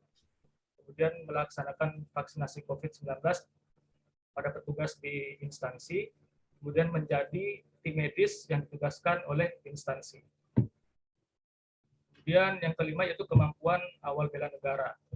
Indikatornya yaitu selalu berusaha untuk meningkatkan kompetensi dan mengembangkan wawasan sesuai dengan kemajuan ilmu pengetahuan dan teknologi. Di mana aksi saya yaitu mengikuti seminar online keperawatan, kemudian belajar cara membaca hasil rekam jantung atau EKG dari YouTube, kemudian mengikuti seminar yang diadakan oleh instansi. Selanjutnya, indikator yang kedua yaitu selalu menjaga kesehatan baik fisik, psikis, dengan pola hidup sehat, serta menjaga keseimbangan dalam kehidupan sehari-hari. Di mana aksi yang saya lakukan yaitu mengkonsumsi makanan-makanan yang sehat, kemudian perbanyak minum air putih, kemudian mengkonsumsi vitamin, dan rutin melaksanakan cek kesehatan setiap bulan. Sekian, terima kasih dari saya, Pak. Baik, makasih banyak, Saudara Gede Fajar ya. Nah, baik. Setelah sudah ada beberapa yang tampil, silakan. Ada yang mau ditanyakan? Kita diskusi lagi dulu. Ya, Raisen, Rizky, silakan Rizky. Ya, baik, terima kasih Pak. Saya bertanya, mungkin khususnya ke Bapak juga, dengan teman-teman yang lainnya mungkin bisa membantu untuk menjawabnya. Ini terkait dengan poin 4 tadi, rela berkorban untuk bangsa dan negara. Ya. Contoh kasusnya misalnya Pak, pada saat itu kita kan ada tugas yang lagi deadline itu Pak. Kemudian hanya kita yang bisa mengerjakan dan menyelesaikan tugas itu. Ya. Tapi secara bersamaan ada keluarga kita yang sedang sakit keras. Bagaimana Pak perilaku kita sebagai wujud rela berkorban untuk bangsa dan negara? Terima kasih. Ya. Baik, siapa yang jawab ini? Ditujukan kepada siapa? Kepada saya? Bebas saja Pak, siapa yang bisa menjawab Pak? Ya, jadi selain kata rela berkorban, tadi kan hanya menggantikan ya? Atau memang tugasnya Rizky? Hanya dia sendiri yang bisa menyelesaikan Pak, tidak ada yang lain lagi. Ya, inilah yang dimaksud dalam bahasa manajemen ASN namanya konflik kepentingan.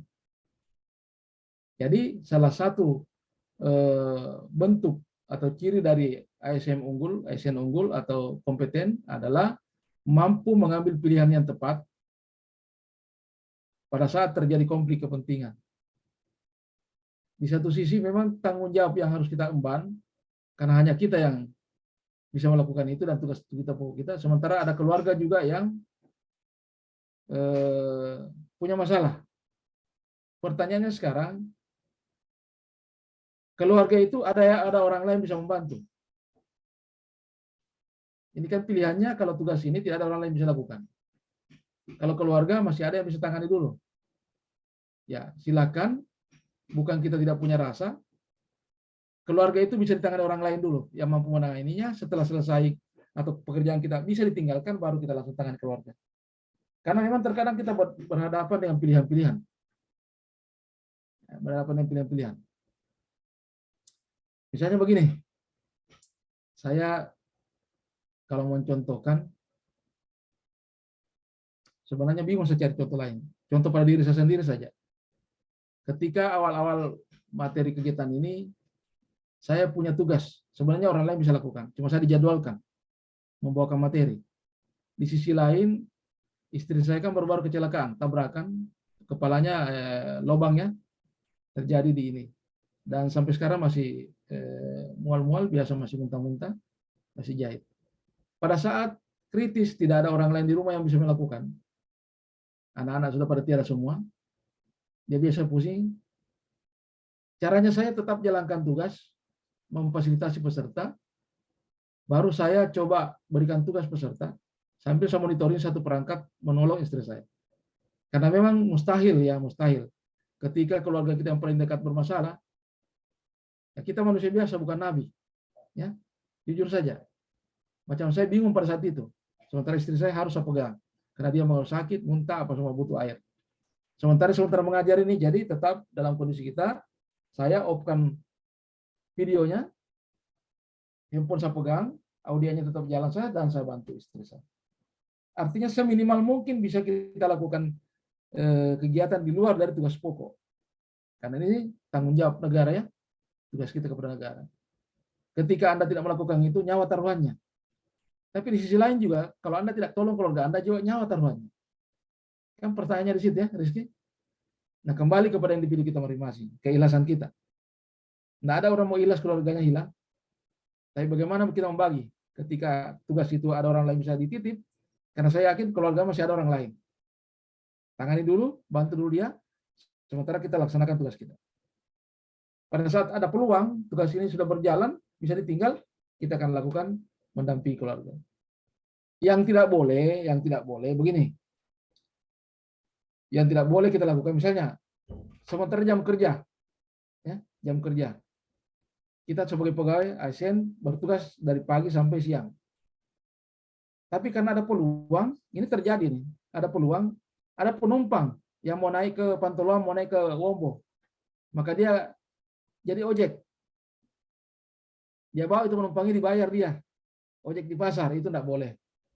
Karena ini bukan masalah darurat. Bukan masalah darurat. Anda sudah digaji oleh pemerintah. Kalau alasannya gaji saya kurang Pak, ya karena terlalu banyak cicilan. Ya Anda harus manage pendapatan Anda. Alasannya ini ada anak-anak butuh biaya, gaji saya tinggal 150.000. Kan bukan itu gaji Anda 3 juta lebih. Cuma karena Anda tidak tahu memanage pendapatan Anda sampai bisa 150.000 gajinya terlalu banyak. Jadi kita ini terlalu banyak cicilan. Nah, ini yang terjadi yang pernah saya lihat di Pantoloan. Dia saya tegur. Kira-kira begitu ya? Ya. Kira begitu. Tidak ada kita di sini manusia biasa. Memang harus memilih, tapi seminimal mungkin bisa mengatasi kerugian-kerugian negara, dan kita juga bisa menghindari masalah-masalah yang terjadi di keluarga. Saya kira begitu, bisa diterima? Bisa Pak, terima kasih, sangat jelas Pak. Ya. Oke. Ya kita bisa yang apa istilahnya yang rasional saja, yang rasional. Saya tidak mampu mengatakan, oh tidak boleh, Anda tidak boleh bantu keluarga, harus total melaksanakan tugas. Saya tidak berani mengatakan begitu karena saya sendiri tidak mampu begitu. Ya, kita manusia biasa. Tapi seminimal mungkin tangani dulu tugas pokok kita. Ketika sudah bisa dititip, bantu teman, kita tangani dulu, kita punya keluarga. Karena keluarga juga bagian terpenting. Ya, ini pertanyaannya Rizky, ini pilihan yang sangat sulit. Ya, sangat sulit. Pernah terjadi sama saya. Tapi cara saya tadi, saya jalan perangkat satu, handphone saya pegang supaya saya tetap pantau audionya orang berdiskusi. Nah itu ya. Makanya biasanya kalau saya diskusi tiba-tiba tutup ini video, berarti ada hal yang saya kerjakan, tapi tidak meninggalkan tugas pokok. Ya, gitu ya. Nah, gitu. Jadi tetap kita bisa konsen. Saya kira begitu. Masih ada lagi yang mau ditanyakan? Mungkin jawaban saya tidak sempurna, tapi itulah yang kondisi yang bisa kita lakukan ya. Oke, baik, teman-teman sekalian.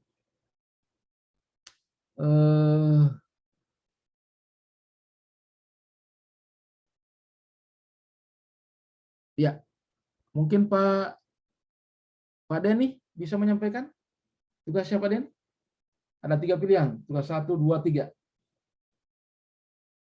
Kelompok berapa Pak Denny? Terima kasih Pak, kelompok 1 Pak. Ya, silakan. Tugas nomor 2 Pak, boleh? Boleh, silakan.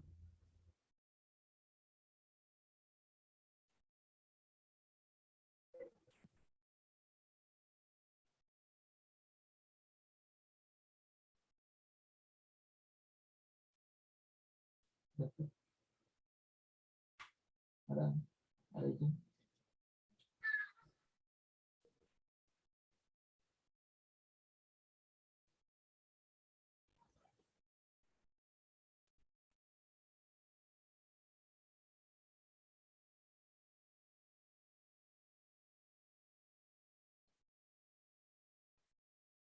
Nah, buka dulu filenya Pak Denny.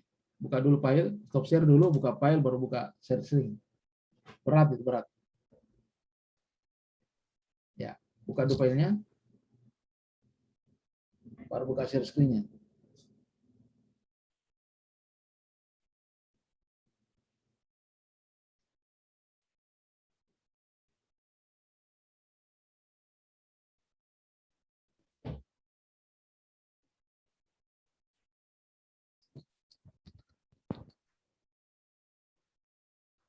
Ya, kalau sudah terbuka filenya, ada centang di bawah kiri itu. Nah, sudah Pak? Ya, di share screen, silakan di share screen.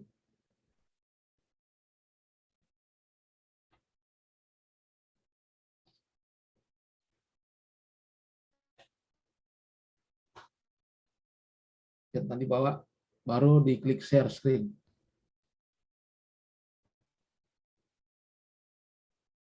Ya, proses.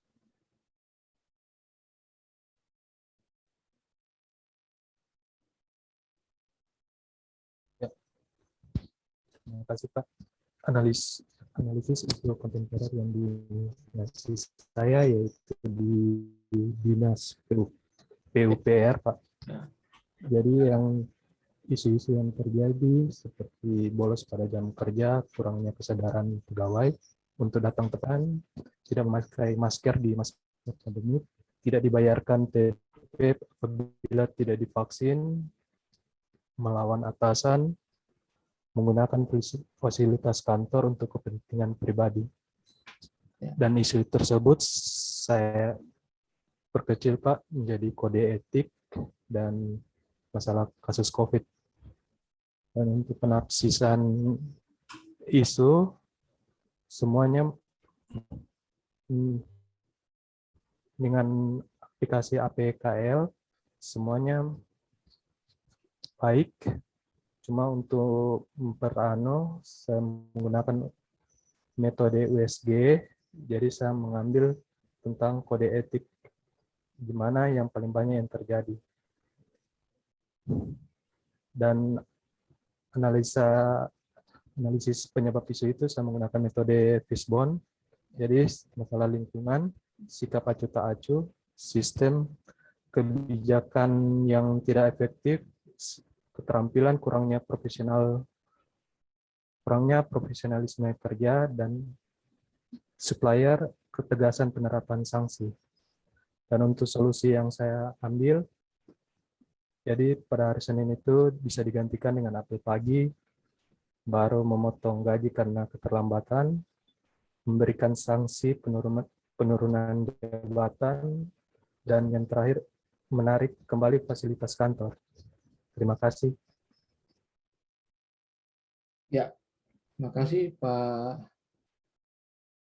Denny. Ya, teman-teman ada yang menanggapi? Silakan Deva. Terima kasih Bapak kesempatan yang diberikan kepada saya Bapak. Ya, tadi saya mendengarkan pemaparan dari Pak Denny. Di situ ada disebutkan aksi memotong gaji. Yang jadi pertanyaan saya Bapak, itu gaji itu dipotong kemana ya Bapak? Ke kas daerah kah atau kembali ke negara atau ke kantong pemotong Bapak? Terima kasih dulu Bapak. Ya, silakan Pak Denny. Ya, terima kasih Pak Deva. Untuk pengembalian itu biasanya kembali ke kantong kas negara, Pak. Ya. Jadi atau untuk mungkin kalau kita daerah berarti kembali ke daerah. Ya. Terima kasih. Oke, makasih. Baik, teman sekalian, masih ada? Ya, saya berikan terhadap sanksi pemotongan gaji misalnya atau apa, itu tidak boleh dilakukan tanpa dasar hukum. Tanpa dasar hukum. Maksudnya tidak cukup hanya kesepakatan, tidak boleh. Karena itu menyangkut masalah. Sudah tertuang dalam undang-undang peraturan pemerintah tentang disiplin pegawai, nanti 14 hari, ya, 14 hari dia berturut-turut tidak melaksanakan kewajiban, baru ditahan dia punya tunjangan. Ditahan, bukan dipotong. Ditahan artinya ketika dia bisa mempertanggungjawabkan niat baiknya, maka bisa dibayarkan kembali. Kalau sudah 2 bulan tidak bekerja, itu baru bisa ditahan gajinya. Nanti ada niat baik, baru bisa tapi melalui proses, melalui tahapan teguran pertama, teguran kedua, dan pembinaan. Gitu. Begitu modelnya yang namanya sanksi. Kalau sanksi lain, tetap mengacu kepada PP disiplin pegawai. Kemudian misalnya ada perbuatan lain di luar dari itu, misalnya kita gunakan undang-undang ITE, undang-undang lain. Jadi ada tetap punya dasar hukum. Akan tetapi dimungkinkan membuat kesepakatan bersama yang non materi. Pernah terjadi di Gorontalo ketika saya antar peserta PKP atau PM4 Besma, ternyata di sana Sekproknya itu mengadakan suatu kesepakatan yang dituangkan dalam edaran gubernur bahwa setiap pegawai yang mangkir lambat masuk kerja, maka dia harus, ini harus berlaku di sekretariat karena Ibu Prof yang adakan, karena dia sepakat, dibeli ada 4 itu topi kalau kita orang kaya capeo, ya, dengan rompi, ditulis di belakangnya di situ, saya malas. Jadi rompi, kemudian topi orang petani, sabit, ada juga helm, tapi rompinya tetap ada yang pakai topi capeo, ada yang pakai helm, terserah pilihan. Yang penting di belakangnya tertulis saya malas. Baru dia harus memaras dan menyapu sekitar kantor itu. Berapa jam dia lambat, dia harus tebus dengan berapa jam, seperti itu juga. Kalau misalnya 3 jam dia lambat, 3 jam dia harus bekerja. Itu tertuang dalam kesepakatan. Makanya tadi terkait dengan misalnya bagaimana kalau pimpinan kita yang mangkir, perlu dilihat, makanya harus transparan, terbuka. Pimpinan itu lambat masuk kerja kemana? Tapi kalau dia ikut rapat, kan di TU yang tahu, ada surat tugasnya dia rapat, ada undangannya dia rapat. Kalau dia rapat, tidak boleh dong diberlakukan bahwa dia lambat datang, kita harus kenakan sanksi. Secara sadar, di Gorontalo itu Ibu Sekprop sendiri pertama dia lambat, sebenarnya dia tidak lambat kantor, cuma karena ada singgah, ada urusan, termasuk urusan kantor, tapi dia tidak tertulis, maka sampai di kantor lambat saja, dia mulai ambil helm dengan rompi, baru dia paras. Nah, ini keteladanan penting. Seorang ibu profesor, mantan dosen dari Unhas, memaras dekat kantor. Dia katakan seumur hidupnya barusan itu paras. Karena dia menentukan itu. Nah, itu namanya bagaimana penerapan sanksi berdasarkan kesepakatan dan dimulai dengan keteladanan. Ya, saya kira seperti itu. Kemudian saya mau klarifikasi sedikit tadi menyangkut masalah AKPL, APKL. Jadi semua yang namanya identifikasi itu pakai scoring, tidak boleh hanya dicentang. Di scoring. Di dalam petunjuknya pakai scoring. Karena kalau mau dicentang pasti tercentang semua. Setiap isu yang diangkat pasti dia aktual, pasti problematik, kelayakan layak. Nah, untuk mengukur seberapa besar aktualnya, diukur dari angka, scoring 1 sampai 5. Kalau kita anggap tidak terlalu aktual, ya 1, 2. Nah, itu ya. Sehingga jadi tidak menggugurkan. Ya bisa, kenapa dilanjutkan di USG? Dimungkinkan ada 2 isu yang sama dia punya scoring. Bisa terjadi. Bahkan bisa sampai 3. Nah, disitulah dilanjutkan di USG. Dia lagi aspek urgensinya, seriusnya, dan grow. Kalaupun masih terjadi 2, lanjutkan dengan nikma marah. Nikma marah. Nah, kemarin diperlihatkan nikma marah itu yang masih ada scoring-scoring penggunaan waktunya dan keuangannya. Belum bisa kita tentukan. 1, kita pakai net BC.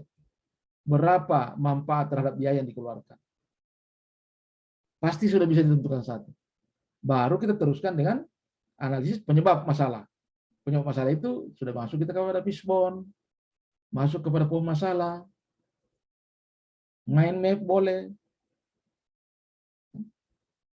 Bisa juga kita gunakan TOWS atau SWOT. Ya, saya kira seperti itu teman-teman sekalian. Jadi saya terima kasih sudah banyak yang sudah respon terhadap tugas-tugas.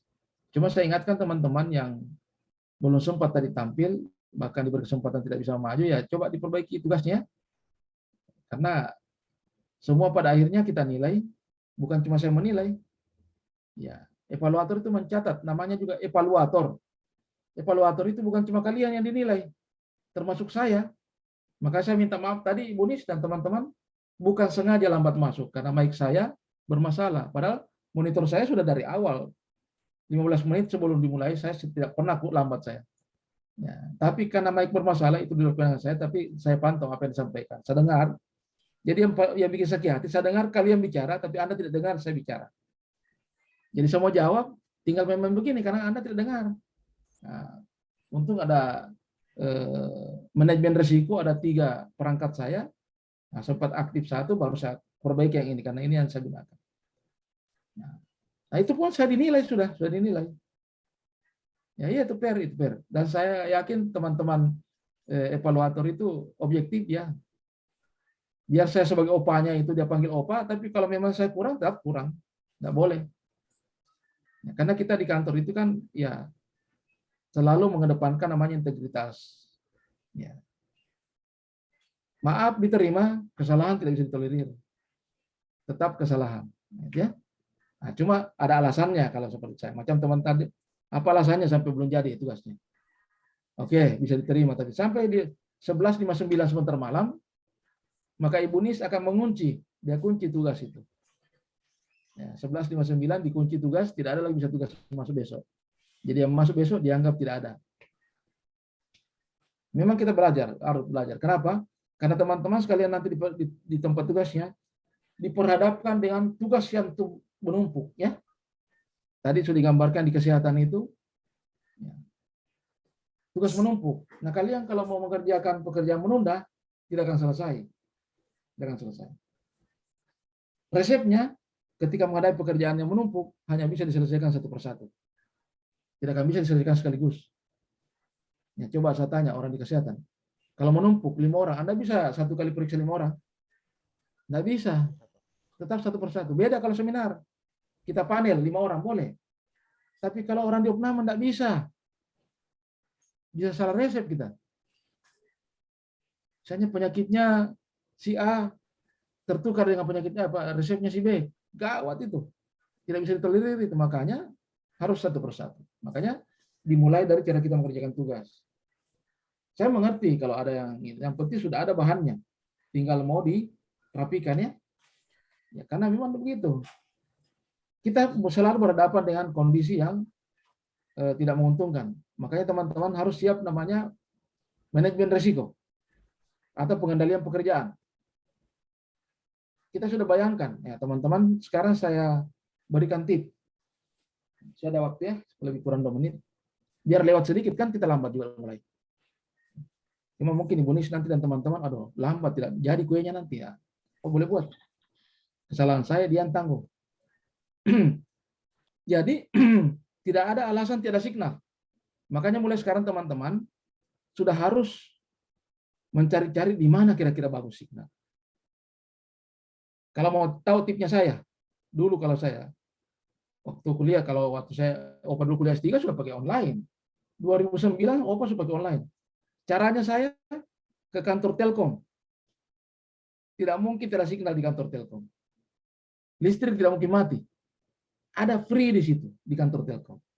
Nah, tinggal satpamnya saja. Apalagi itu bulan puasa ini, enak sekali Pak. Bawakan saja rokok untuk persiapan buka Pak sebentar. Mohon izin Pak Satpam, saya bisa dapat meja satu di sini? Mau belajar? Pasti, oh boleh. Itu dijamin tidak akan mati lampu, tidak akan. Terutama ujian nanti ya, ujian. Ya. Karena kalau misalnya Ibu Nis, evaluator yang memanggil peserta untuk diuji. Dia panggil misalnya, silakan diundang siapa contohnya misalnya Mona Lisa. Masuk hilang. Maaf Bu, tidak signal, langsung dia tinggal. Lanjut. Ana. Nggak ada, tidak ditunggu kita cari signal itu. Nah, ketika misalnya sudah habis waktunya selesai, ya boleh. Contoh saya nih, boleh Mona Lisa diuji kembali dengan ketentuan menanggung segala risiko. Ya, untung bulan puasa, kalau tidak puasa tanggung snack-nya mentor, coach, dan penguji, tanggung honornya mentor dan coach penguji, karena sudah honornya sudah dipakai di hari pertama. Tidak ada lagi honor berikutnya. Makanya teman-teman siap-siap itu. Ya, kalau saya sederhana saja, siapkan tape, isi memang data, masuk di wilayah Telkom, misalnya tiba-tiba mati lampu Telkom, buka kita punya. Ya. Jadi diminimalisir. Pelatihan daring ini tidak mengenal istilah ampun, ya. Tidak ada. Kalau bisa tadi saya bisa katakan, oh Ibu Nis, boleh enggak nanti malam baru kita adakan? Saya tidak signal, enggak ada itu.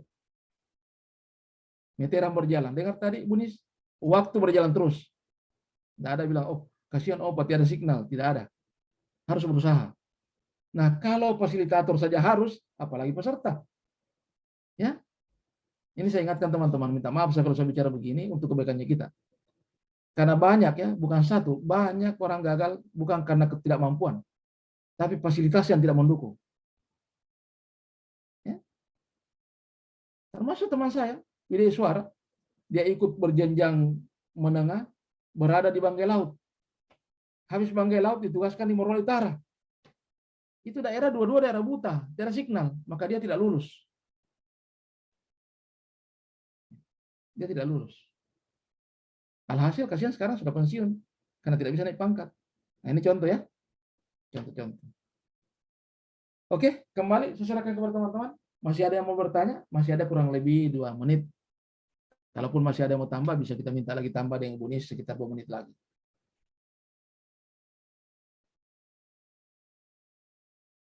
Ya kalau di reminder sudah 0, sudah habis waktunya kita. Tapi kalau ada yang mendesak mau ditanyakan? Oke, kalau sudah ada, silakan. Deva.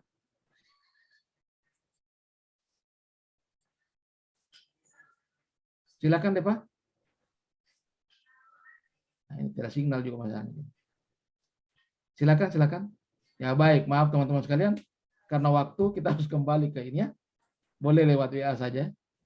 Oke, saya kembali. Terima kasih waktu yang sudah membatasi waktu hari ini.